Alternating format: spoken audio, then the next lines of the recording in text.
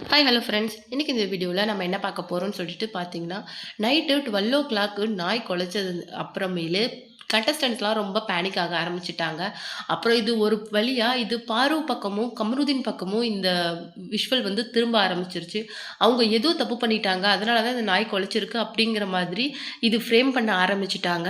இப்போ வந்து காலையில உடனே என்ன பண்ணியிருக்காங்க, பாருவும் கம்ருதீனும் தனியா உட்காந்து அழ ஆரம்பிச்சுட்டாங்க. பாருவ காம்பன்சேட் பண்ண கம்ருதீன் என்ன சொல்லியிருக்காரு அப்படின்னா, "நான் உனக்கு இருக்கேன். நான் உன்னை எப்பயும் கைவிட மாட்டேன்" அப்படின்னு சொல்லியிருக்காரு. அவர் ஏன் அப்படி சொன்னாருன்னு தெரியல.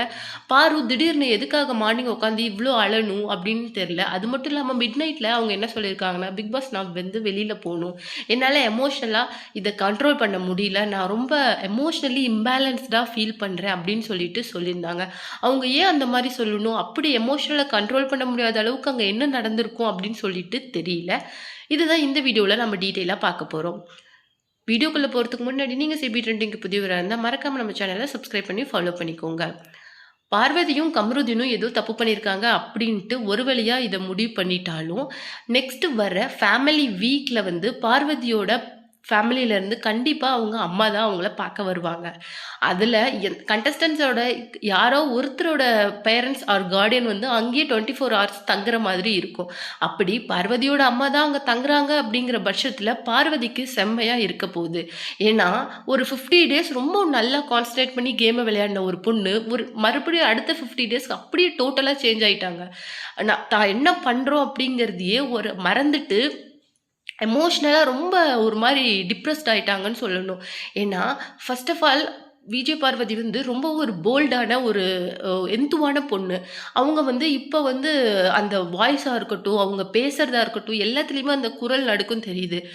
இன்கேஸ் இப்ப இது உண்மையா அப்படிங்கிற பட்சத்துல, பார்வதியோட அம்மா வந்து உள்ள வந்து பார்வதிய செம்மையா அடிக்க போறாங்க. அது மட்டும் இல்லாம பார்வதியோட ஃபேமிலி வந்து ரொம்ப நல்ல எஜுகேட்டடான ஃபேமிலி. அந்த ஃபேமிலிலருந்து நீங்க இந்த மாரி பண்ணலாமா? அப்படின்னு சொல்லிட்டு கூட விஜேஎஸ் வந்து ஒரு தடவ பார்வதிய கொஸ்டின் பண்ணியிருப்பாங்க. அவங்க யாரோட பேச்சும் கேட்கறதில்ல.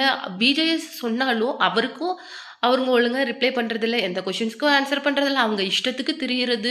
அப்புறம் இப்போ வந்து நான் எமோஷனலி இம்பேலன்ஸ்டா இருக்கேன். நான் வெளியில போணும். என்ன விடுங்க அப்படின்னு சொல்லிட்டு இப்போ குழந்தைத்தனமா கேட்டிருக்காங்க. ஒருவேள பார்வதி நல்லா விளையாடுறாங்க. அவங்கள டைவர்ட் பண்றதுக்காக இதெல்லாம் நடந்திருக்கலாமா?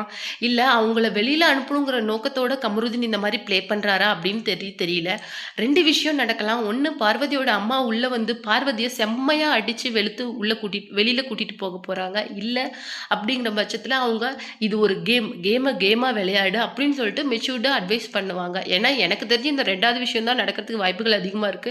ஏன்னா பார்வதியோட அம்மா வந்து ஒரு ரிட்டயர்டு டீச்சர். அவங்க ரொம்ப அ யோசிச்சு தான் உள்ள வருவாங்க. ஸோ வந்து தன் பொண்ணு அந்த மாதிரி ரொம்ப எம்பாரஸிங்கா பண்ண மாட்டாங்க. கண்டிப்பா அவங்களுக்கு நெறைய புத்தி சொல்லிட்டு தான் வெளியில போவாங்க அப்படின்னு நான் நினைக்கிறேன். நீங்க என்ன நினைக்கிறீங்க அப்படிங்கிற உங்களுடைய கமெண்ட்ட மறக்காம நம்ம கமெண்ட் பாக்ஸ்ல குடுங்க.